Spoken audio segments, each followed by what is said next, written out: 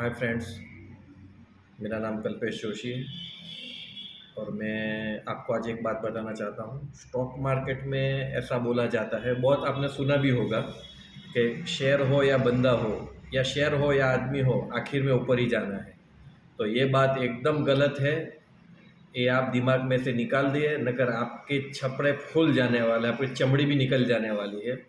Tata Motors ने high बनाया था 1180 का और आज वो ट्रेड कर रहा है 345 पे।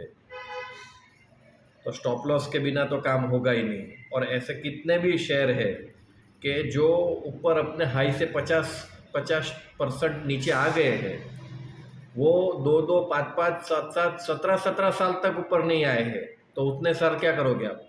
तो एकदम झूठी बात है, उसमें पढ़ना नहीं है आपको। आपको स्टॉप लॉस कड़क रखना है, तो अभी आप स्टॉक मार्केट में टिक पाओगे।